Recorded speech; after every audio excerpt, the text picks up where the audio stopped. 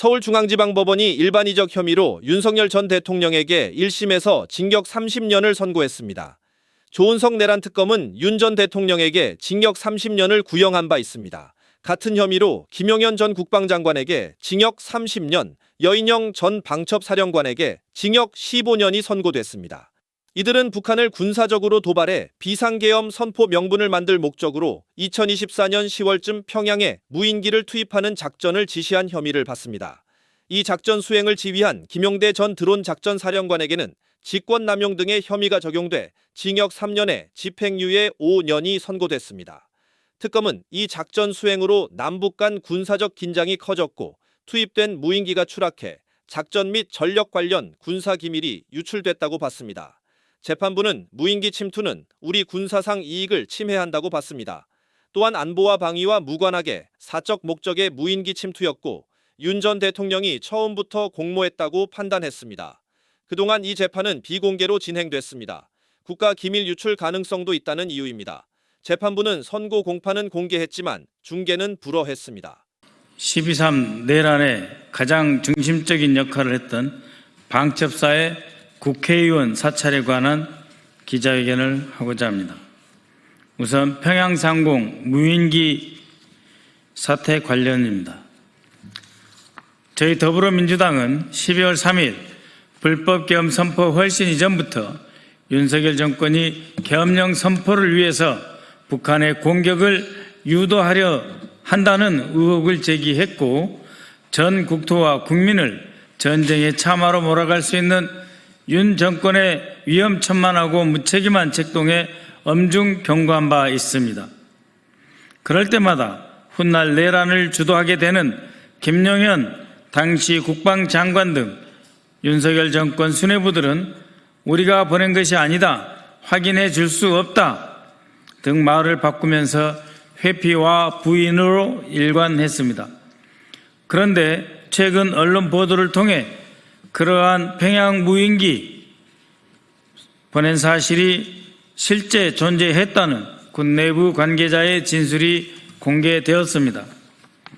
작년 10월 평양에 삐라를 살포했다가 떨어진 무인기는 당시 안보실과 국가정보원이 결탁해서 백령도 인근에서 바지선을 띄워서 그 바지선 위에 무인기를 설치하고 발사시킨 것이 맞다는 것입니다.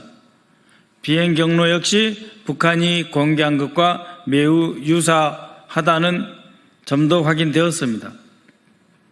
또 제가 추가로 확인한 사항은 이렇습니다. 백령도에 보낸 그 무인기와 별도로 드론 작전 사령부에서 북한으로 무인기를 날려서 하나는 연천에 떨어졌고 또 하나는 평양에 2대가 떨어졌다는 것입니다. 당시 드론 작전 사령관은 무인기 담당 영관급 중대장에게 직접 전화해서 작전을 지시했다는 것입니다.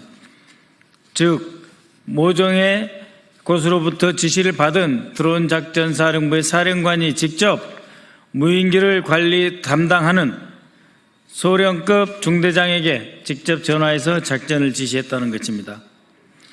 이와 관련해서 방첩사를 중심으로 조직적인 은폐 시도도 있었습니다.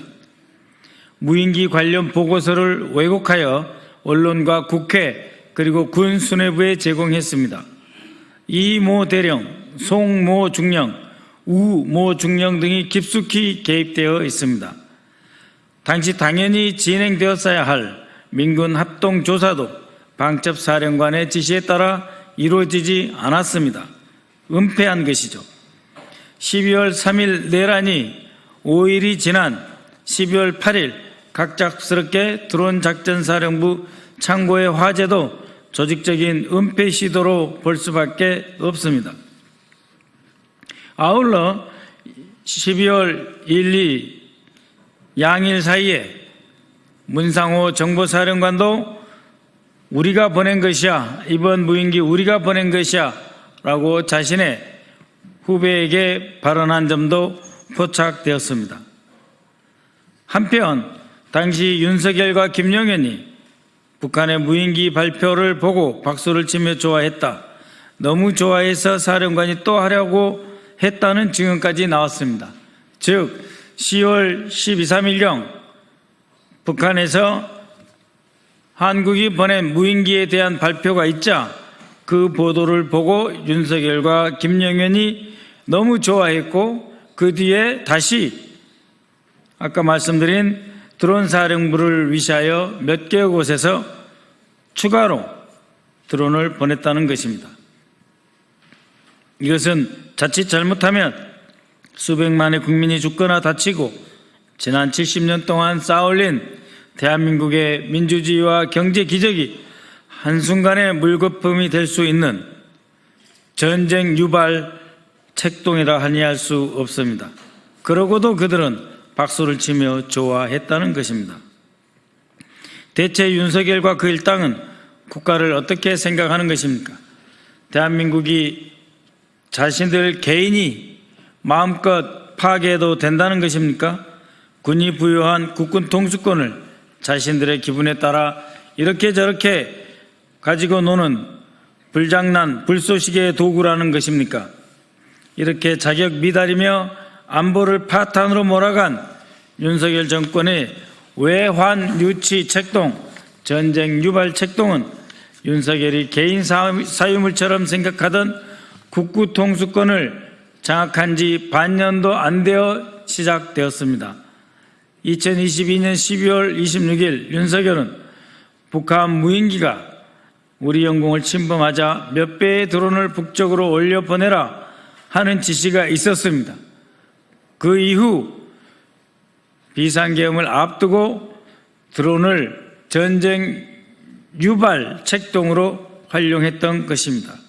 즉 2022년 12월 6일 윤석열의 북한 무인기가 우리 영공을 침범했으니까 일종의 보복행위로 정당한 자위권으로 행사한 그것이 아니고 북한의 공격을 유발해서 전쟁을 일으키려고 하는 비상계엄의 수단으로 드론을 보냈다는 점에 문제의 심각성이 있는 것입니다. 두 번째는 방첩사 내의 역사 독주 그리고 특정 지역 배제, 국회의원 사찰에 대한 회견입니다.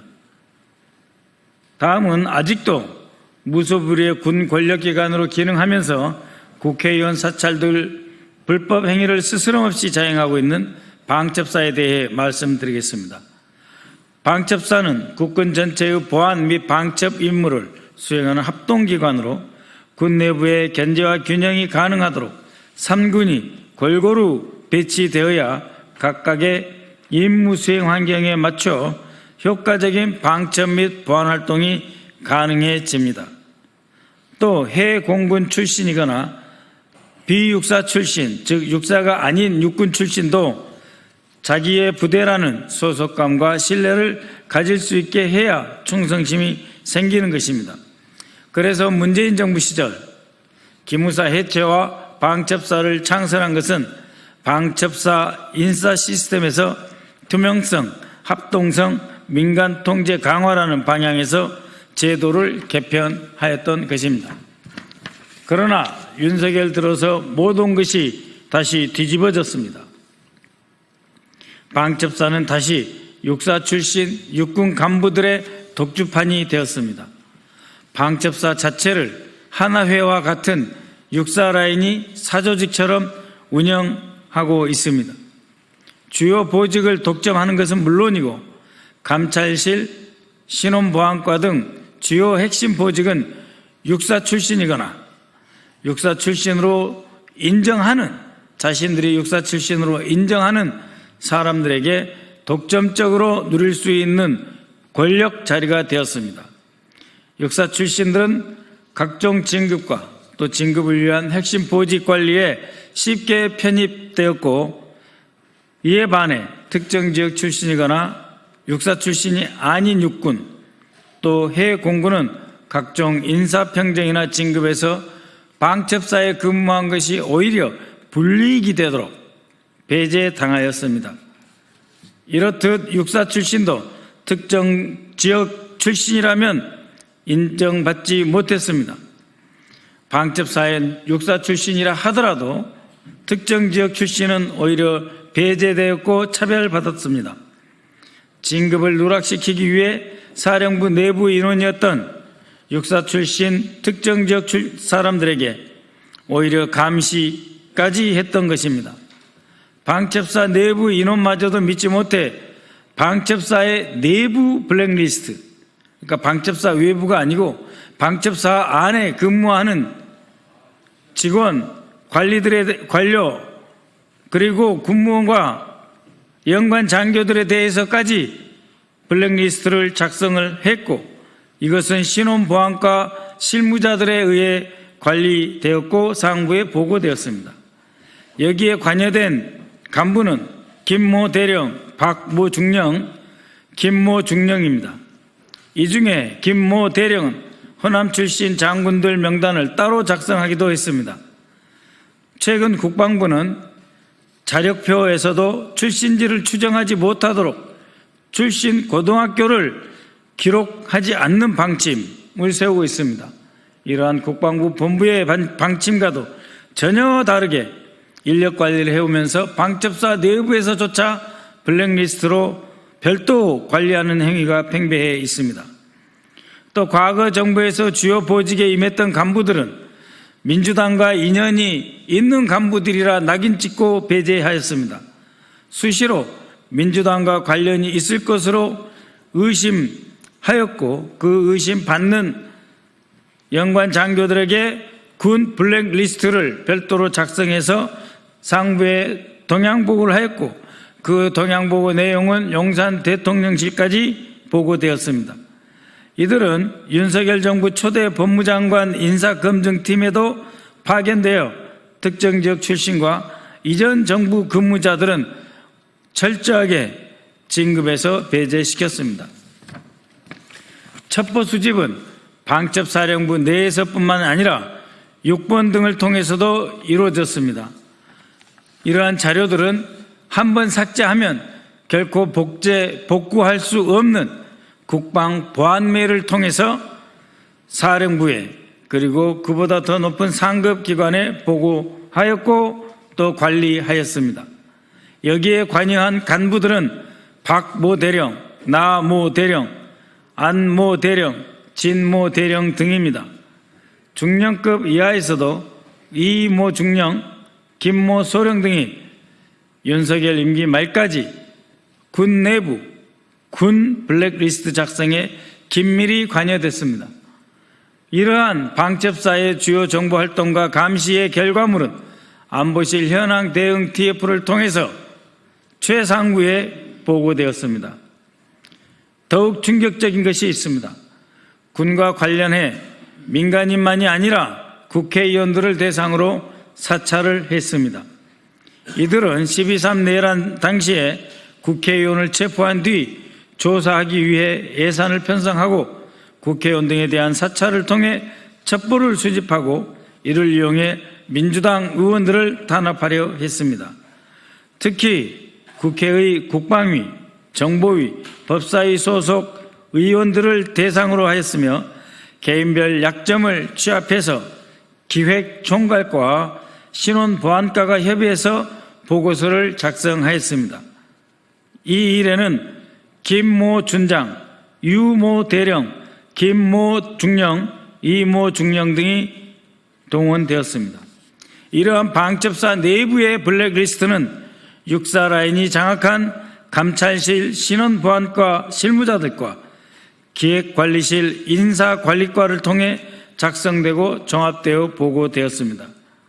감찰실 신원보안과 역시 육사라인으로 구성되어 있는데 표면상으로는 부대 방문 인원에 대한 보안 조치를 담당한다고 하지만 실제로는 방첩사 개인 하나하나에 대한 정보를 불법적으로 수집하여 전환하는 것입니다. 과거 기무사 해편 후 안보지원사 창설 사이 해당 부서가 개인정보법 위반, 군인에 대한 불법 사찰 등의 소지가 있어 폐지하려 했으나 육사라인인 박모 대령, 이모 중령 등이 표면상 기능만 남겨둔다, 별거 없다 하는 논리로 존치시켰습니다. 여기에 관여된 간부는 사령관을 비롯해 장모 준장부터 김모 소령 등으로 국회의원 사찰부터 내란 시 구금시설 확인까지 전 사령부가 동원되었습니다. 주목할 점은 방첩사가 군인을 넘어 민간인, 특히 국회의원들을 대상으로 조직적인 사찰을 수행했다는 점입니다. 이는 단순한 방첩 차원을 넘어서 민주주의의 근간인 의회의 권력을 군이 불법적으로 감시하고 통제하려 했던 시도로서 명백한 헌정질서 위반이며 불법입니다. 당연히 내란 음모에 해당한다고 할 수 있습니다. 이와 같은 행위는 군의 정치 개입을 금지하는 헌법, 형법, 군형법 등을 위반하는 행위이고 헌정 질서를 파괴하기 위한 모의 및 내란 예비죄, 군 보안 업무 범위를 벗어나 불법 민간인 및 정치인 사찰로 군 형법 및 군 보안 업무 훈령 위반, 군 내부 사조직 구성 및 공모한 군 기강 문란 행위로 중대한 위법 행위들입니다. 국민 여러분, 이처럼 방첩사의 기강 문란과 위법 행위가 가능하게 되었던 이유는 보안사령부 시절부터 내려오는 무소불위의 권력기관이라는 잘못된 엘리트 의식이 있기 때문입니다. 그것이 최악의 형태로 드러난 것 바로 12.3 비상계엄입니다. 방첩사는 12.12, 5.18에 이어 12.3 내란까지 대한민국 쿠데타 3관왕이라는 오명을 스스로 자초하였습니다. 바로 이 때문에 내란을 극복하고 새로운 대한민국으로 나아가기 위해서는 반드시 방첩사를 개혁해야 합니다. 그리고 그 이전에 방금 기자회견에서 밝힌 인원들에 대한 수사가 시작되어야 할 것입니다. 이상입니다.